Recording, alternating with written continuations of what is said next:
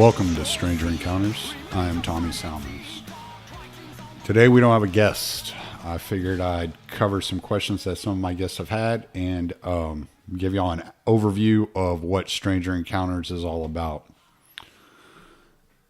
In order to completely explain anything, I believe that you have to go through history. I don't believe that anything happens in a vacuum. I believe that everything is the result of something else. So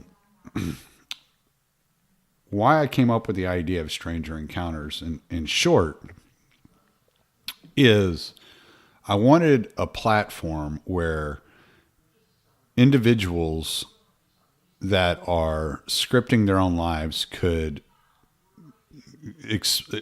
share their stories, because it seems like nowadays the individual is the outlier.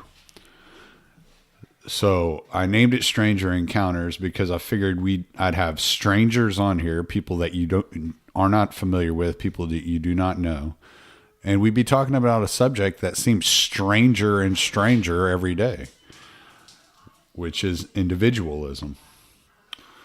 So in order to understand why I chose this subject, you have to understand a little bit about me. I joined the workforce when I was 17 years old, working full time. I had graduated high school and I joined the workforce. And at no point in time was I satisfied with my choices. And not the choices I was making, but the choices that were laid out before me. Oh, you can go work full time or you can go to college. Well, I didn't want to do either of those. Maybe I wanted to do something else. And I didn't have anybody telling me that there was another way to do things, that there was another way to approach life, to approach your career, to go about things. My parents were all about work. They worked all the time. There were times in my life when my dad had 2 or 3 jobs. My mom worked herself up from the mailroom to one of the top workman's compensation adjusters in Texas. You know, so I got the work ethic and I understood it, and I had a really good understanding of what work ethic was.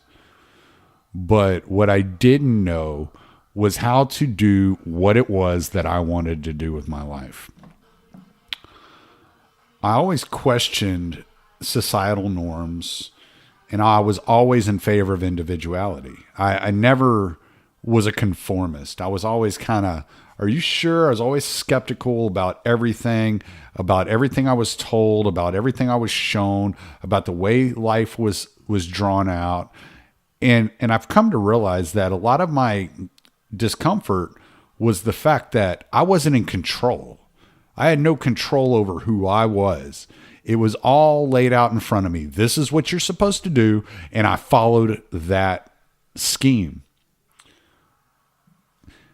I didn't want to. I had no desire to follow that. I had no desire to be a truck driver. I had no desire to be a painter or a sandblaster. I had no desire to do these things. When I went and did telemarketing and I was selling websites over the phone, I didn't desire to do that. That's not what I wanted to do. When I joined the military, I thought it was going to be a new adventure, but it wasn't what I really desired. It wasn't where I wanted to be. I always kind of pictured myself like I read the book On the Road by Jack Kerouac when I was young, and I always kind of pictured that as my life, you know, a vagabond. And I guess it kind of has become that, you know, being a truck driver. I don't really call one place home, even though I have a home. I have a wife, you know, we have some nice land and this, that, and the other. But I was never really satisfied with where my life was. And it had nothing to do with money. It had nothing to do with income or anything like that. It was just, just didn't like what I was doing. I didn't like, and I didn't know how to change it. So I'd say a couple of years ago, I ran into, I was politically active. I was paying attention. I can't say active, but I was paying attention and I understood politics very well. And I ran into the theory of voluntarism.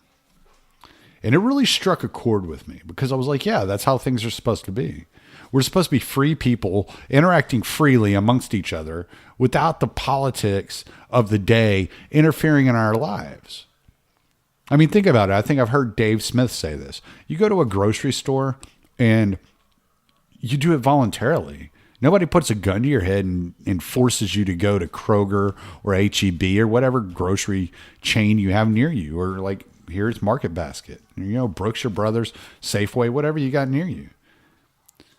And I never cared for the idea of voting because I never cared for asserting my control on other people through a politician.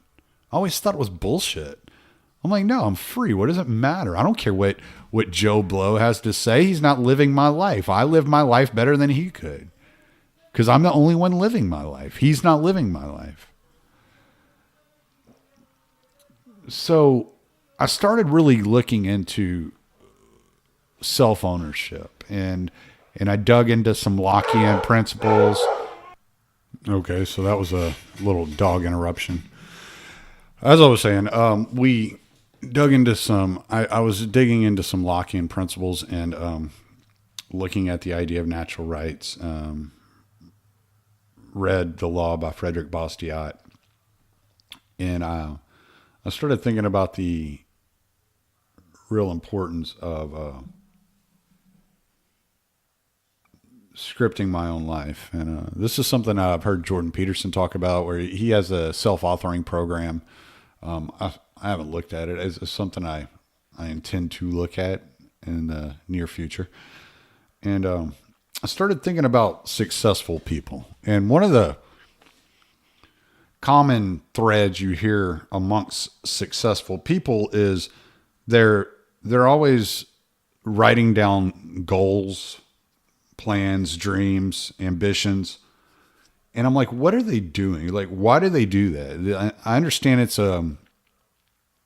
it has to do with self-determination, but I realize what they're doing is they're scripting their life. They're actually authoring their life, like where they want to go. And I'm like, so if this is what successful people know, where was it that how did I miss this lesson? Like, what was it that I missed? And so I started thinking about school. And I eventually ran into John Taylor Gatto when I started investigating school. And he had this really interesting analogy he used. And I don't even think it was an analogy. I don't even know if it's the right way to say it. But he said the only other time you ever hear the word school used is when you're talking about fish. And he said the great thing about fish is when you're watching a school of fish, when one fin moves, all the fins move. And they move in sequence together. And there's no autonomy. It's one solid being. And I'm like, well, why did they use that term to describe the education process of our children? And this is where things get rough because it sounds so conspiratorial it can't be true, but it's absolutely true. When you start digging into where the modern school system came from, it traces back in the United States to Massachusetts and a guy named Horace Mann. And he was really unhappy with the schooling as it was going in the 1800s. And he didn't like the individualism. He didn't like the independence that children were showing. And so he started looking into the school system and the different systems around the country and around the world. And he ran across the Prussian education system. Now, the Prussian education system was developed in the 19th century after Prussia had lost in the Napoleonic Wars. But it was worse than just losing in the Napoleonic Wars. They were having an issue with soldiers running from the battlefield. Now, the Prussians were known as professional fighters. They were professional soldiers. They were supposed to be the best in the world. And they were fleeing the Napoleonic army. And so what they decided to do is the only way that we can create the correct mindset for a soldier willing to die for the country is to get them young and to get them at an impressionable age and put them through this schooling system in which we teach them that the most important thing is the society, is the nation, is the country. And that if you have to die for the nation, then that's what you have to do. And they realized in order to kill the individuality, the independence of the children, they had to get rid of their creativity. And I've heard it described like this. If you see a child at the age of 5 and you ask them what they want to do with their life and what they want to be when they grow up, they get a twinkling in their eyes and they brighten up and they get all excited and they talk about it like it's the greatest thing and anything's possible and the whole world's ahead of them. And it's an exciting time in life. But if you talk to a guy when he's like 20, 21 years old, and you start talking about, so what are you going to do, in the future? It's like that whole excitement has been completely drained of him. They're dead-eyed. They're not real certain. They're just kind of going with the flow. And I started thinking, who's scripting these kids' lives? Now, if you look at historians that have talked about man, Elwood P. Cubberley has the most succinct description of what man did to the education system. And he's praising them for this. So I'm not taking people that are talking bad about man. No one did more than he, man, to establish in the minds of the American people the conception that education should be universal, non-sectarian, free, and that its aims should be social efficiency, civic virtue, and character rather than mere learning or the advancement of educational ends. Now, the problem I have here isn't the fact that I hate society or that I think civic virtue is necessarily bad. The problem I have with this is, where are the parents in all this? When do the parents get some say in this? And I know some people are going to be like, well, send them to private school. Well, not everybody can afford to do that. And that's why they wanted to make it free. I get it. But they quit involving the parents in the decisions. Do they ask the parents, what do you think your child's aptitude is, or what does your child want to do with their life? How can we better aim their education to meet the ends that child wants to meet? They don't ask a parent that. They don't give a shit about that. What do they care about? They care about your test scores. What, you got to memorize some dates? And I mean, luckily I was pretty good at that. But what it did is it bored me. It killed my ambition. Not my ambition. It killed my drive to be in school. I didn't go to college because I was sufficiently drained of any evidence that education system had anything to offer me other than a lot of boredom. And I'd get in a lot of trouble because I was bored all the damn time. And they started coming up with these concepts, ADD, ADHD. These things didn't exist back in the day. Why didn't these things exist before? And people, they did. They always existed. They just didn't know what to tell. Well, show me something that's biologically different about somebody with ADHD. Show me something that's different about these kids. You have this kid. I read a story about a kid, 19, 20-year-old with Down syndrome a while back, who had started a restaurant. Well, the school system didn't teach him to start a restaurant. That wasn't the school system that did that. That was his parents. But all our parents went through these school systems. And the school system taught them, and I quote, social efficiency, civic virtue, rather than learning or the advancement of educational ends. So the school system was more concerned about teaching them social efficiency and civic virtue. And if that's all they knew, well, then what are they going to tell us? They're going to teach us the same. Well, you gotta pay attention in school. You got to be obedient.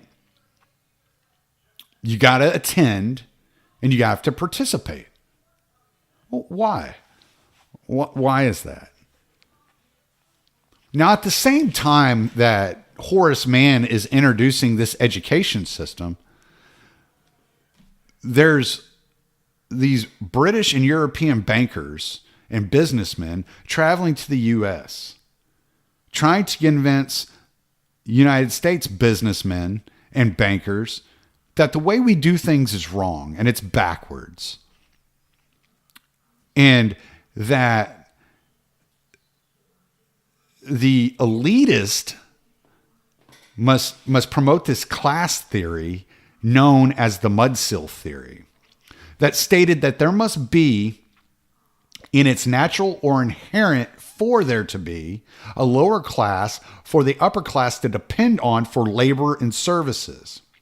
Okay, this sounds like where Marx got his ideas of the bourgeoisie and the proletariat. But the thing is, in America, we didn't have the bourgeoisie and the proletariat. That wasn't something we depended on. That wasn't the way that our system was structured. Our system was structured where people were individuals and they were independent. And Lincoln recognized this in a speech in 1859, in which he gave to the Wisconsin Agricultural Fair. And he addressed the mudsill theory, and he disputed it because he said it doesn't matter. Like agriculture, you small business owners, you industrialists with your small warehouses and your small industrial shops, and you agriculturalists with your small farms, you're the backbone of our country. You're not only our proletariat, but you are our bourgeoisie, because you were self-educated and because you work hard and because you labor. It doesn't take away from the fact that you're capable of being educated and being wise. And this reminded me a lot of the Plato and Socrates idea that the entire civilization should be that of philosophers who are versed in the Socratic method and are self-educated and self-reliant and not dependent on someone else to bring in jobs. But the school system, they took these two ideas, the idea of the Prussian school system and the mudsill theory, they mixed them together. And now today in 2018, you're looking at a system where if you go to school within the inner city in the lower class neighborhoods, you're being trained to be a laborer. All you're expected to do is follow instructions. You're not expected to be an expert at anything. If you happen to excel, then you get pushed up to management, which is what the middle class schools are training you to do, be in management. And all the elitists, like, go to Princeton and Yale and Harvard and all these places, but they all come from upper class neighborhoods for the most part. It's very rare that anybody sneaks into Harvard. It's very rare. It could happen. It's not unheard of, but it's rare. That's not the norm. That's not how they've done this. They've scripted our places in life. And they designed institutions to keep us within these places. Now, whether they did it for good reasons, bad reasons, whatever, somebody like me who's very dependent on myself, I'm very much an individualist. I'm always looking to the individual, property ownership, this, that, and the other. I'm not looking to society for help. I depend on my family, and my family depends on me, I hope. And I'm very much into individual responsibility and taking things on my own shoulders and doing it myself, right? And I recognize that your lives are being scripted, maybe not in, verbatim, but there are walls that are put up, and you're put into categories as to what the expectations are for you, and what you're expected to know, what you're expected to learn, and where you're expected to go to school, and the positions in life you're expected to fill, and this, that, and the other. This is all kind of structured for you. They even send you to a counselor's office in high school to talk about what you're best suited for. Well, what if I don't want to do what you think I'm best suited for? You constructed a whole exam, the IQ exam, around your school systems to be able to label children and to measure them within your societal bounds. But you don't take into consideration artistic ability. You're not taking any of these things into consideration. What about the desire to learn? Is that measured? That's not measured. None of these things are measured. It's how well you do in math and English skills, or your reading skills, your comprehension, yada, yada, yada. Well, I tell you what, I was great at math. In my senior year of high school, I was taking 4 classes. I was in a thing called co-op where I left halfway through the day and I went to work. But I was taking a required literature course that I had to take. And then I took 3 electives. And all 3 of those electives, trigonometry, geometry, and calculus. Those were my 3 electives my senior year. But it didn't start off that way. At first, it was geometry, calculus, and physiology and anatomy. Within the first 6 weeks, I think it was 4 weeks in, we had a test. And I wasn't getting it. I didn't really understand. I was never really good at science. I was always good at math. I was always good at English. I don't fit into your little box of, if you're good at math, you're good at science. If you're good at English, you're good at history. I wasn't good at history or science. Those were my, I wasn't great at those. And maybe it's just my mind just works a little differently. And that's fine. I'm willing to accept that. And I actually appreciate that about myself, because I look at things from a different perspective sometimes. But I failed miserably this test. We had 4 weeks into the year, 4 weeks. I mean, did the teacher take time to say, okay, you're struggling here. Let's go over these things with you or whatever? Never had that conversation with me. The conversation that I had, the test was graded. The next day I showed up to class. The teacher said, I requested you that you sit in the counselor's office during this period because this course is not made for you. But what if that was really my desire? What if that was my way of scripting my life? What if learning that was important to me? But the teacher didn't take the time to decide that or find that out. They sent me to the counselor's office to trade classes because I made a 52 on a test or something like that. Excuse me. So you're sitting here and you're taught this is the box you fit in, and you better stay within this box, and you better follow this path, or else you're going to be a complete and total failure. Okay, well, what else are you told in school? You're taught to conform, to attend, to participate, and that obedience is somehow virtuous. Just being obedient for no reason whatsoever. Well, I got a story for you. There was a kid, 7 years old. We'll call him Sam. And Sam had a problem. Sam had a problem holding his bladder. If he needed to go to the bathroom, he needed to go to the bathroom. He had seen doctors. He didn't have an infection or anything like that. His bladder was just small. It just hadn't developed completely at his age. and he had troubles holding his bladder. And he told the teacher one day, he said, I have to go to the bathroom. And the teacher said, you just went to the bathroom 15 minutes ago. You're going to have to wait. And Sam said, okay, because he was being obedient, because that's what he had been told. He was supposed to be obedient. Number one, you always listen to authority. You never question authority. You always have to listen to them. So Sam went and sat back down in his chair. A couple minutes later, Sam had peed his pants. So Sam goes up to the teacher and he said, ma'am, I had an accident. And so the teacher sends him down to the nurse's office. The nurse gives him a pair of pants, not even his own pants. They don't even fit correctly. And when he gets home that afternoon, he has a bag of wet clothes. And his mom's like, what happened? And he told her. And she, oh, Sam, I'm sorry. That's horrible. Well, the next day, Sam goes to school. Same thing. Tells the teacher, I have to go to the bathroom. Teacher said, you just went to the bathroom. He said, ma'am, I really got to go to the bathroom. Peed his pants again. And this goes on. The teachers have conferences with the parents. The parents are like, you're just going to have to let him go to the bathroom when he has to go to the bathroom. Teacher says, we can't do that. So the dad tells Sam, look, if you have to go to the bathroom, fuck the teacher. Just go to the fucking bathroom. And if she wants to call me, she can call me and I'll have a conversation with her. The parents got Sam a doctor's note.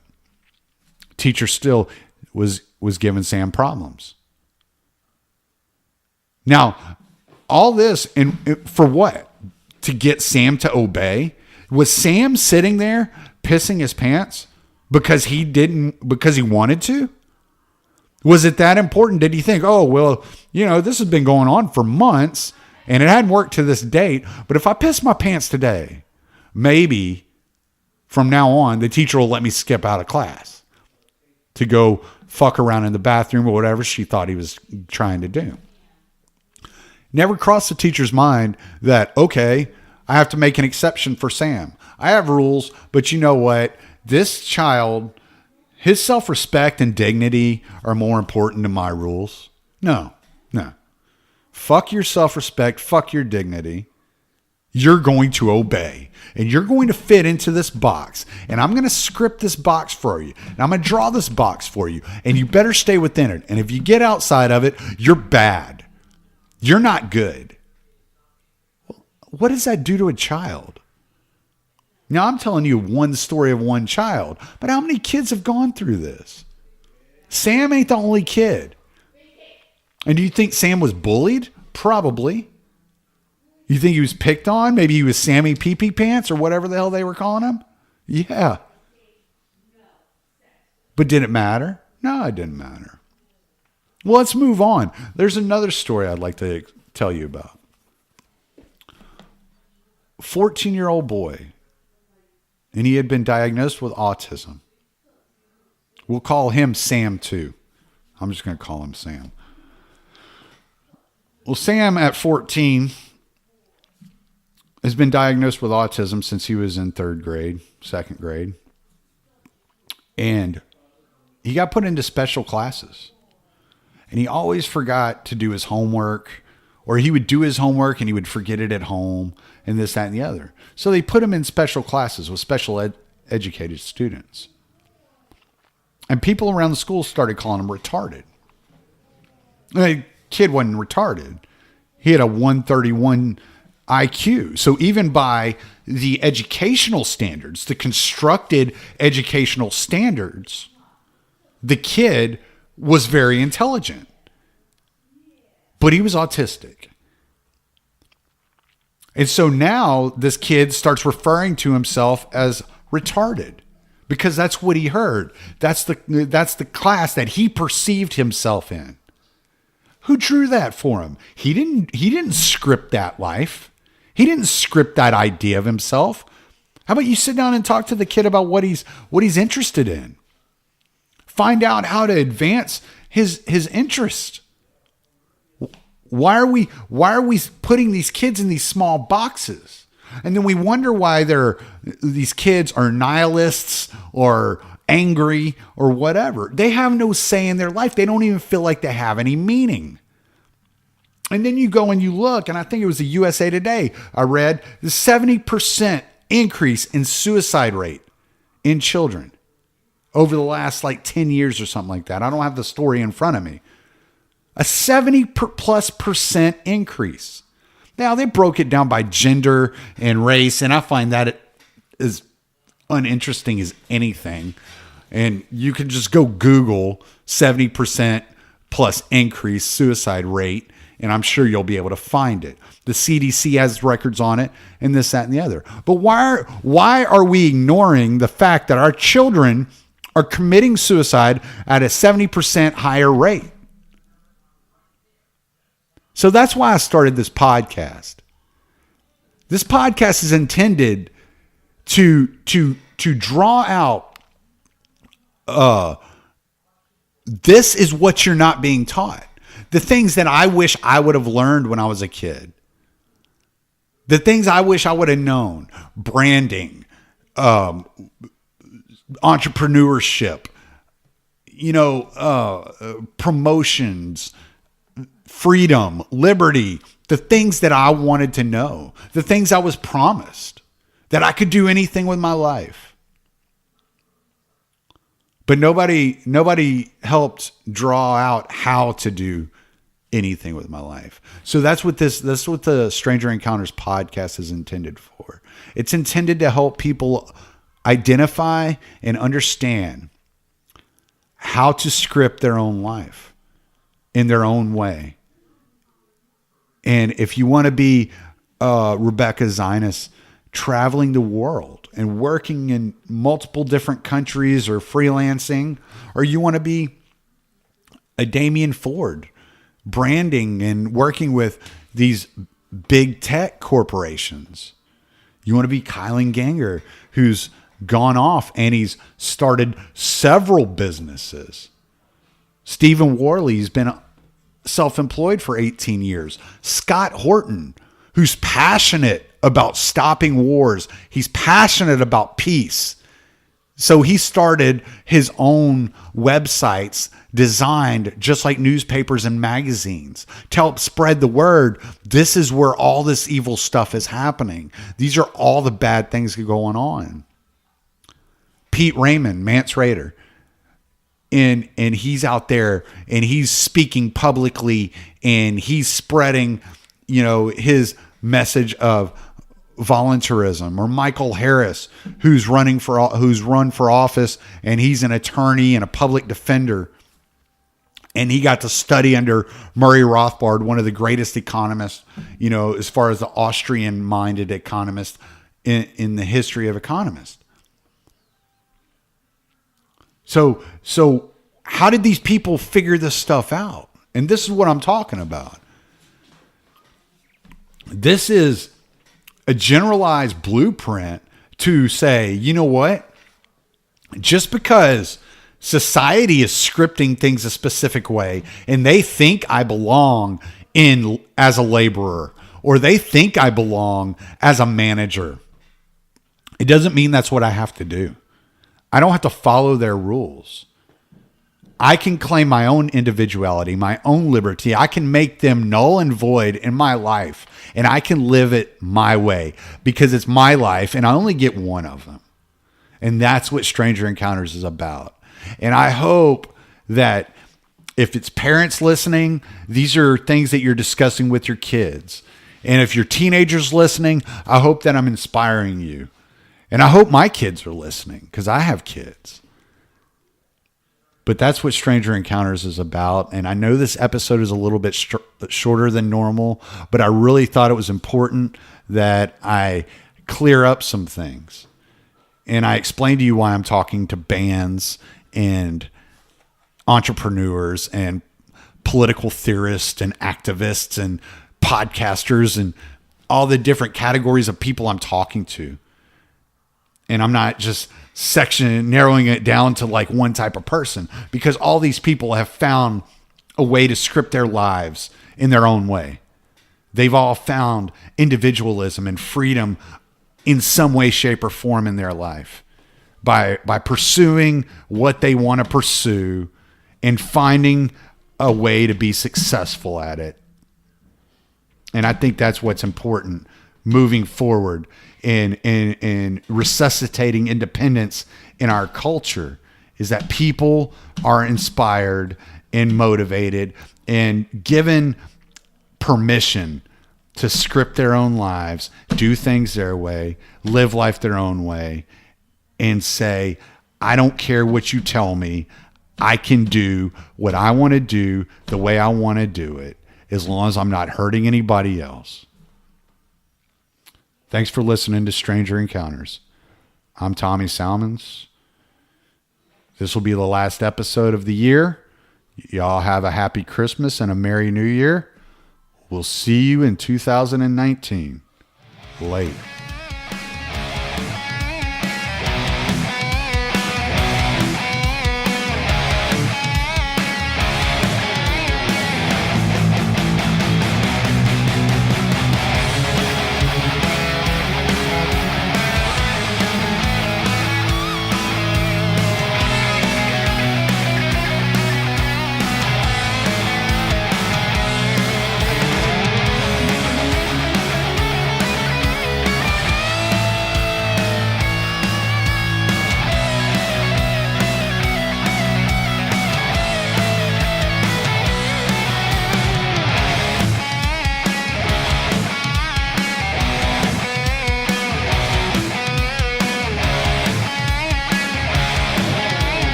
Tearing deep within my skin, faded eyes can see true evil within me, broken mirror of my life.